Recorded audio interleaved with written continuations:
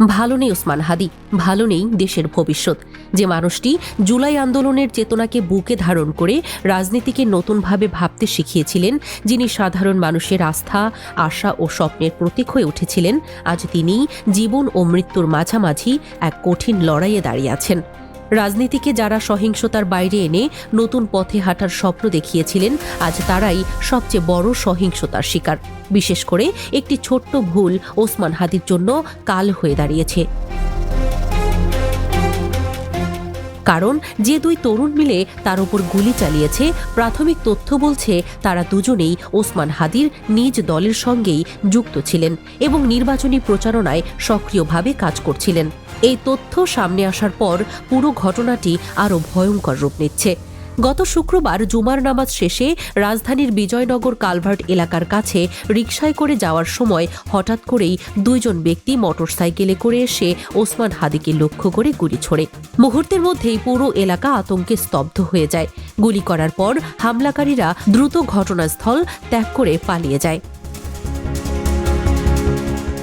আশেপাশের মানুষ কিছু বুঝে ওঠার আগেই রাস্তায় রক্তাক্ত অবস্থায় লুটিয়ে পড়েন ওসমান হাদি। পরে কোনো রকমে তাকে রিকশায় করে দ্রুত হাসপাতালে নিয়ে যাওয়া হয়, যা পুরো ঘটনার নির্মমতাকে আরও স্পষ্ট করে তোলে।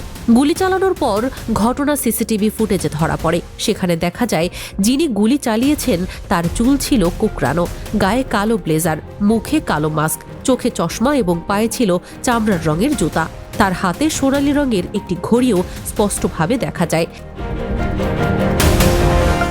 এই ফুটেজ বিশ্লেষণ করে দেখা যায় ঠিক একই শারীরিক গঠন ও অবয়বের একজন তরুণ বেশ কয়েকদিন ধরেই ওসমান হাদির খুব কাছাকাছি অবস্থান করছিলেন এবং তার সঙ্গে নিয়মিত কাজ করছিলেন। সেই ব্যক্তির নাম ফয়সাল করিম মাসুদ, যিনি দাউদ খান নামেও পরিচিত। ফয়সাল করিম মাসুদ ওরফে দাউদ খান ছিলেন একজন সাবেক ছাত্রলীগ নেতা। শেখ হাসিনার পতনের ঠিক আগ মুহূর্তে ছাত্রলীগের একটি মিছিলের অগ্রভাগে মোটরবাইকে শোডাউন দিতে দেখা যায় তাকে। রাজনৈতিক মহলে তার পরিচিতি ছিল প্রভাবশালী একজন কর্মী হিসেবে। বড় বড় এমপি এবং মন্ত্রীদের সঙ্গে তার ঘনিষ্ঠ আনাগোনার কারণে বহু অভিযোগ থাকা সত্ত্বেও কোনো অপরাধেই তাকে দীর্ঘ সময়ের জন্য জেলখানায় আটকে রাখতে পারেনি, এমন অভিযোগ দীর্ঘদিন ধরেই শোনা যাচ্ছে। এই ফয়সাল করিম মাসুদ ওরফে দাউদ খানই গত ৮ নভেম্বর ২০২৪ সালে ঢাকার আদাবরের একটি স্কুলে ঢুকে অস্ত্রের মুখে ১৭ লাখ টাকা লুটের ঘটনায় গ্রেফতার হয়। সে সময় তার কাছ থেকে দুটি বিদেশি পিস্তল, দুটি ম্যাগাজিন এবং ৫টি গুলি উদ্ধার করা হয়েছিল। এত বড় ও স্পষ্ট একটি অস্ত্রসহ ডাকাতির মামলার পরও সে কিভাবে আবার বাইরে এলো, এই প্রশ্ন এখন সামাজিক যোগাযোগ মাধ্যম জুড়ে আলোচনার কেন্দ্রবিন্দুতে পরিণত হয়েছে। ফয়সাল করিম মাসুদ শুধু একজন সাবেক ছাত্রলীগ নেতা বা সাধারণ ছিনতাইকারী নন। অভিযোগ অনুযায়ী তিনি একজন প্রশিক্ষণপ্রাপ্ত সিরিয়াল কিলার। বিশিষ্ট রাজনৈতিক বিশ্লেষক পিনাকি ভট্টাচার্য এক পোস্টে লেখেন, তিনি হাদিকে গুলি করার ফুটেজ বারবার দেখেছেন।